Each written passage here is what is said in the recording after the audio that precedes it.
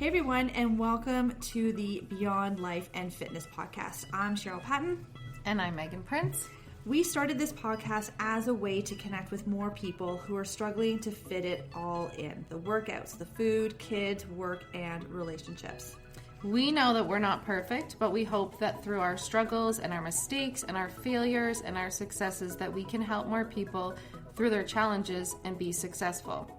So if you want some tips and tricks to help you along your journey to be the best version of yourself, then this is it.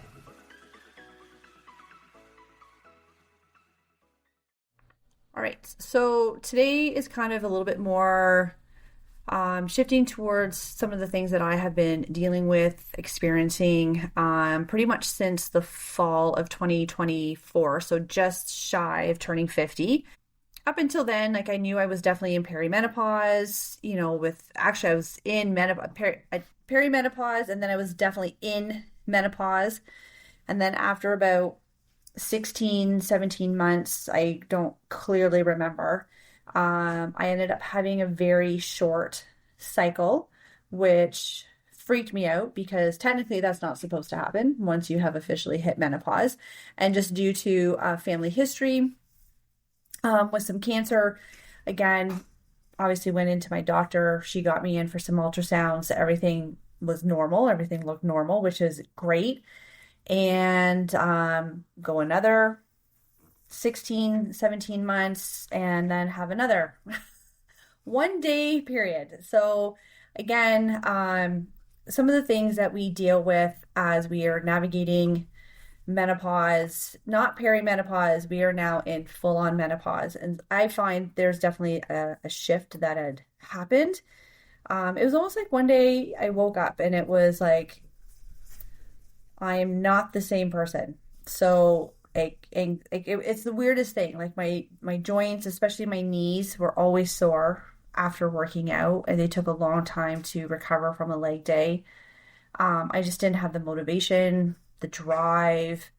There are some times that I could literally just spontaneously cry for no reason, mood swings, the whole lack of libido. It affected everything across the board in my life. And I am finally, when I went to go see my doctor for all my yearly checkups and stuff, brought up the idea of HRT. And so that is something that is being investigated in June of this year with a women's health specialist. So I know you're not quite there yet. But I do know many women, many clients, that are going through it. So I think when we're looking at it in the broad spectrum of being a fitness competitor, always feeling like sort of on the top of your game, that all of a sudden to wake up and to not feel like yourself, it's really hard, right? Because it's like we're doing all of this fitness, we're doing all this stuff to feel better, to have our lives feel better. And then we hit this part where it's like, and I feel like even 40 was a good year. I think 41, now I'm 43.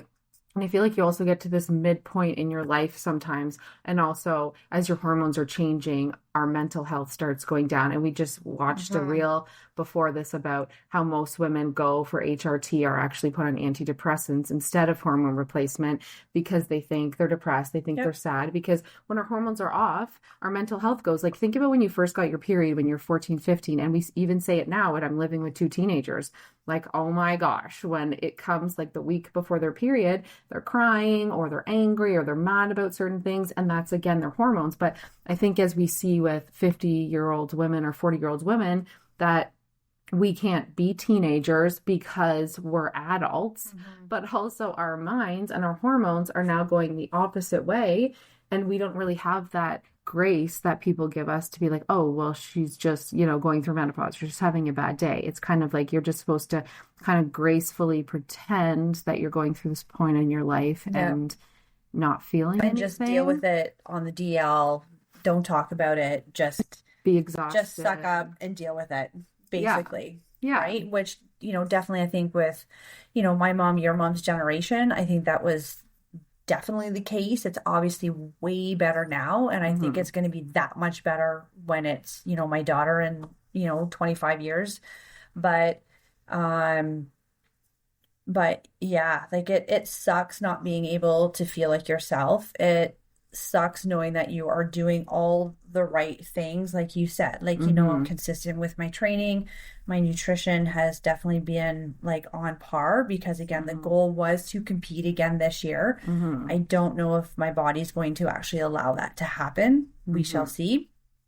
Um, and there is definitely, like, like, we work out not only for the health benefits, but there is a little bit of a, vanity associated with it. Like, I want to look good in clothes. I want to look good in a bathing suit. I want to, Yeah, of right? course. So when you can't feel like you look the part, Mm-hmm. right? It's Mm-hmm. very it's very mentally and emotionally challenging. And I've dealt with clients who have, gone through that, not because of menopause. So I understand, when they come to me and they're saying, like, I'm doing all the right things, but usually there's some underlying issues that are still not being 100% dealt with. But Mm-hmm. um yeah, like it totally sucks. And I remember having clients when I was first starting out in training, so like in my late 20s, early 30s, you just wait till you You're like, turn no, you're 50 like, I'm gonna be fine. and I'm gonna I'm be gonna. fine because I work out and I eat really well. and Mm-hmm. and you know what, you just, like, how you can't out train a bad diet, you can't out train, you can't, clean up your nutrition to fix your hormones. Like, it's Mm-hmm. it's it's just not. Not when it's on par, right? Like my Yeah. friend confided in me the other day. She's just exhausted, so tired, all Yeah. of these things. So I said, sleep, supplementation, steps, walking, being active outside, all that kind of stuff. All of that stuff was like Mm-hmm. super, she's doing great with that stuff. And then we talked about diet and she's like, well, and so I was like, okay, well, here's the thing. Before you go see the doctor, Mm-hmm. try Mm-hmm. to get the nutrition in check Mm-hmm. because unlike you, most people don't have those things in check and then Mm-hmm. they're just blaming it on hormones. Mm-hmm. Whereas you now have put all those things in check and now you can say, okay, now I realize that This is hormonal. this is hormonal, right? Whereas some people, again, it's just they're not checking off the boxes that they need to. Like I went a couple years ago and it was suggested that I start some estrogen stuff, but for me, I was just like, okay, I'm only 42 at that time or 41. It didn't look like my blood work was perimenopausal Mm. at all. So I was like, let me just go try to focus on really on The the things controllables. that I need. Like, and it Mm-hmm. was sleep for sure and Yep. trying to get that recovery. But Yeah. you said a really good thing before we were chatting about how instead of now going get all your blood work done in your 30s, go start getting consistent blood work done so you can see when you start the changes. What's your baseline? Mm-hmm. Because the baseline for everybody is different and they put you in this normal category. Mm-hmm. And the interesting part about in the States is they will treat you if you're under 3.0 on your TSH for your thyroid. Thyroid. But Canada, you have to be, it can be under 5 or if it's over 5. And it's such a significant difference because from 3 to 5, your hormones affect, your thyroid affects everything. Mm-hmm. And so when I was having thyroid issues, they wouldn't treat me because I was on the Low normal. end of But normal. I'm like, but that's not normal for For me. you. So if you get those blood work done now, you have your normal, so then you can watch as you go through. And also, and I've done the endocrinologist stuff before where you go and get is it endocrinologist? No. Yep. Yeah, for Yep. your hormones. Yeah.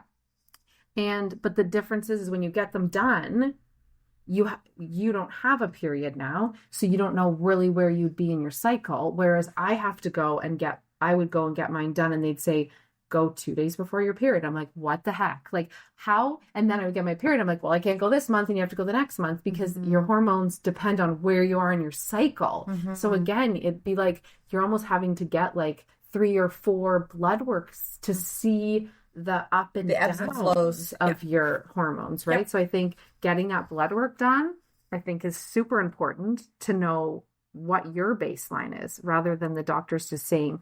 And having a doctor that's willing to do that And can listen. sometimes be the next challenge. Mm-hmm. Yeah. Thankfully there are now, again, functional doctors are out of pocket They are not covered up with our OHIP that's up here, but if you have a doctor that is on board with that, just like you get your eyes tested every 2 years, just like, you'll start to get your hearing tested at a certain age, like you're just simply establishing base marks so that, or benchmarks, so that if changes start to happen, they can look back and just say, oh, yeah, 100%, this has definitely changed. So, because I don't like that you're in the normal. Because I remember having, like, way back when I was having anxiety attacks, I went in and I was like 137 over 110 or something, and they're like, oh no, well, that's still normal, and I'm like, I'm 108 over 60, like, on a normal day. So for me, I'm like, this is not even normal. But if they put you in that normal category,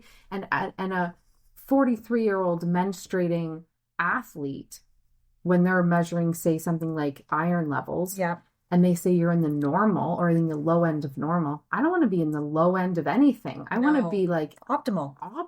What's your optimal? Like, not low end. And like you said, optimal is different for everybody. Like, for some people, low end of normal may feel optimal.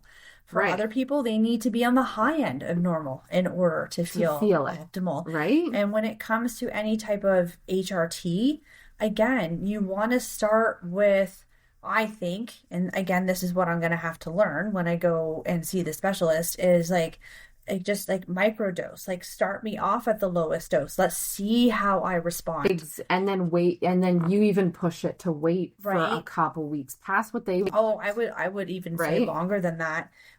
You're right. Wait it out. See how my body responds. See how I react. Is it a good fit? Is it not a good fit? And again, have more blood work associated with that particular level of HRT. And then now we know. So this level does not work. So now we're going to need to make some adjustments. And this is where it becomes a process. It can be very tedious. I know there are some women that it has taken them almost a year to figure it out, because we are so individualized. Yeah, you can't There's no one set prescription dose. I know. So this is where it gets tricky. This is where some people may just throw in the towel and say, screw it, I'll just deal with it. But like, I know for me, I can't deal with it. That's what I'm saying. So, and I was talking to my friend the other day who's dealing with some anxiety, and really bad anxiety attacks, actually, like hospitalized. And when I was going through it, I remember going on these antidepressants and then going back 2 weeks later, and they're like, how are you feeling? And I'm like, I'm good. I'm feeling good. And they're like, okay, well, then we'll just up the dose. And I'm thinking, why do we need to up the dose? I feel good. So I think, again, when we're going into these things, I think we have to learn to ask questions. I think that we have to be an advocate for ourselves and say, well, I'm actually feeling a little better. I want to push this another 2 weeks, and I want to wait a little bit longer, or, that kind of stuff. Because I think we jump to just trusting what the doctors are saying, which in some cases, yes, but I think us listening to our bodies. And you best. Yeah, they're not in your body to feel. So if they're like, well, you're probably just depressed because you're midlife, you're this, you just got divorced, all this kind of stuff. But meanwhile, it could just be that you're menopausal and your hormones are making you feel depressed or making you feel suicidal. And we watched that reel that said women's suicide rates are super high, and it seems to be around, well, probably teens now for sure, but also around menopause. Yeah, there are women. I think it's, somebody just told me the stat. I can't remember. There's 5 or 6 women out of so many, and I'd have to double check. So I can't remember. Anyways, that literally quit their jobs because they cannot mentally handle going to work anymore. And and then the doctors just say, oh, you're not handling life, you got high anxiety, and here's a prescription, rather than tying it back to the drop in estrogen, progesterone, testosterone. Like, it all interconnects, it all interwebs together. It affects every single facet of your body, right? From like your muscle, like how you're able to maintain and build muscle, body fat, where you put the body fat on, right? Your brain health, your mental health. It affects skin, hair, like you name it, it affects it. Well, and another time we see it is when people have babies, and then that hormone change gives people postpartum. And Yes. some people don't believe that. Some people believe it, Some right? people have it, some people don't. Right. And I'm so thankful that I didn't. But imagine already going through this period in your life where your body's changing and then not having the support system or people believing that this is, and that's what I think society isn't realizing is that menopause is a condition because our bodies are literally completely changing hormonally. It's 100%. like, again, we give people grace that are going through their periods or people that have postpartum depression. And then as we get to adults in 50, we should just be able to just do it. We should just be able to do life. But I think that women for so long have just been, you just have to be strong, you just have to do that. So I think you speaking out about it also lets other women know that like what things a person that's always been healthy, always felt good, always whatever is now experiencing these changes. So as you go through this, hopefully you're willing to like share and then you can say, even if there's things that come up that aren't good, like Yeah, I did this and it did not work. didn't work Yeah. for me and I feel actually worse. Yeah. But hopefully you can gracefully find something that will Yeah. help a Yeah, little bit, right? totally. And just, Yeah. Yeah, because like I shifted my whole sleeping patterns so that I was getting more sleep at night, which has definitely like helped, but it hasn't helped enough. like enough. Like there are days where I can just sit in my office and I'm like, I don't want to be here. I don't even I just know want what to I'm crawl. doing. I just want to crawl into bed right now and just, but you can't, especially as a self-employed person. Like that's not how you get paid. So, it becomes very mentally and emotionally exhausting having to push through feelings that are not normal. Well, and like I have two teenagers and I can say that what your experience is basically the same. Like there's some days where it's like, I'm so tired. And I'm like, how are you so tired? You literally haven't done anything all day. Do you know what I mean? Like, I'm like, how are you so tired? But again, I'm trying to also give that grace of like, your body's changing. Your body is saying it's tired. It needs rest. But our society doesn't Allow for it. allow for rest, glorify rest. What people usually say is, I'm so busy. And that's like this amazing thing that you're so busy. And if I could, I mean, I have 3 kids and I'm a single mom. So I'm like, I feel like it's not gonna slow down, but as much as I can try to take some times to rest or recover or relax if I can. But yeah, I think that it needs to be talked about way more because I think it is definitely getting better. Like there's so many more podcasts out there on there. Like I said, like there are doctors, like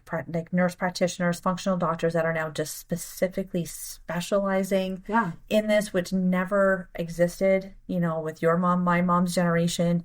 So we're definitely moving in the right direction. We still have a long ways to go.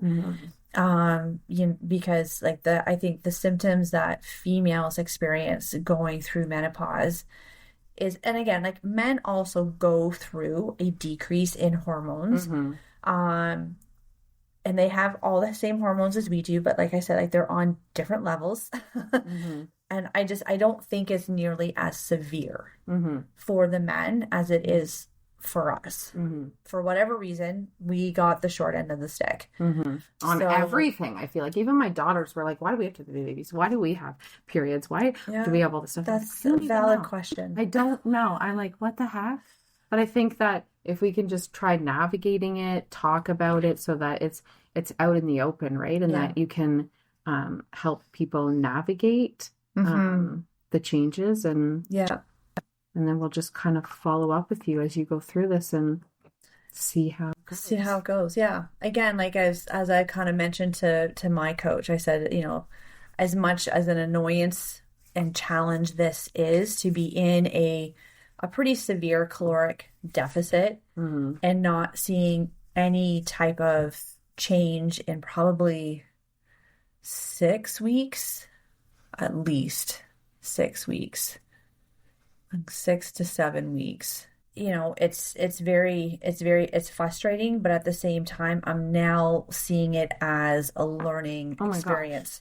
Yeah. Like because guaranteed I'm going to have clients come across, my desk that are going to be experiencing the exact same thing. So the more I can learn, the more I can then help them navigate through it, just as my coach is helping me because she's also that much further ahead than I am. 100%. So, different types of natural supplements that you can take to help support thyroid and help support all, exactly, glucose uptake and all that particular thing. And then, all right, if we got all our boxes checked, your next step is then go see your doctor, right? Yeah, and don't think it like you're failing because you can't deal with all of this stuff, right? Yeah. We need some guidance. We need help. We have to talk about it and realize like it's a real thing. It's not just...